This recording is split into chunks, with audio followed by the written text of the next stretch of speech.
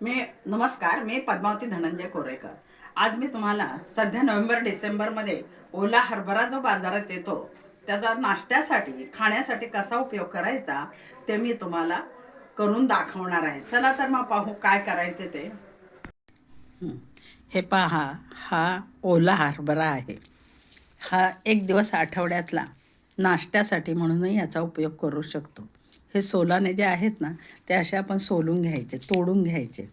मी आता हे 3 गड्डे सोलून घेणार आहे आणि नाश्त्यासाठी त्याचा उपयोग करणार आहे।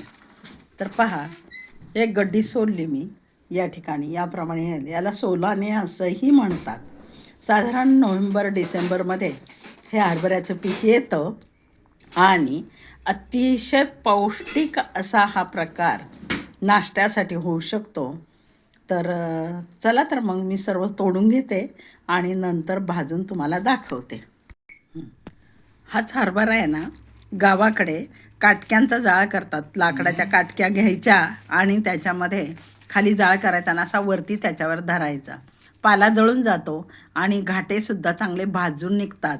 त्याला हरभऱ्याचा हुळा असा म्हणतात। आता इथे शहरात आपण काही करू शकत नाही। शहरात सर्व घाटे तोडून घ्यायचे आणि एखाद्या कढईमध्ये तव्यावर ते भाजून घ्यायचे। हाच हरभऱ्याचा हुळा पाहूयात पण नंतर करून। हे पहा, काल आपण त्या हरभऱ्याचे घाटे सोलून घेतलेले आहेत।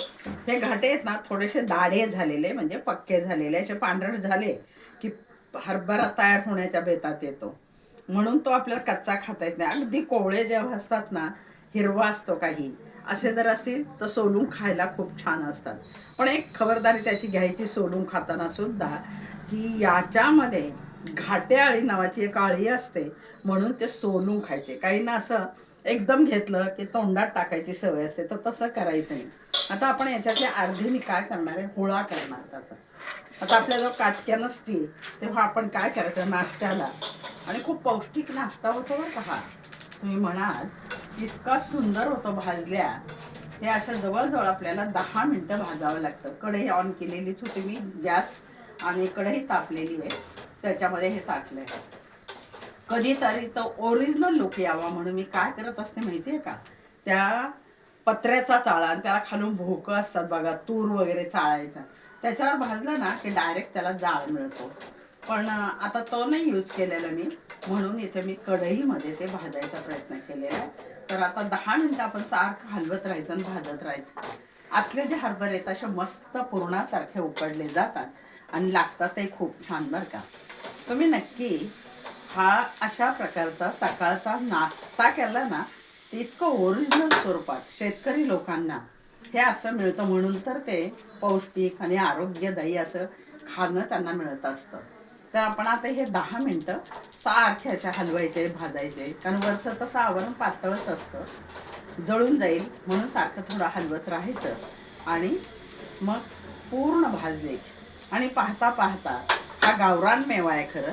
हा गावरान मेवा जर तुम्हाला आवडला नाश्त्यासाठी उपयुक्त म्हणून, तर माझ्या चॅनलला लाईक करा, शेअर करा आणि सबस्क्राईब करून कमेंटद्वारे नक्की कळवा की या फुळ्याची चव कशी अजब आहे ती।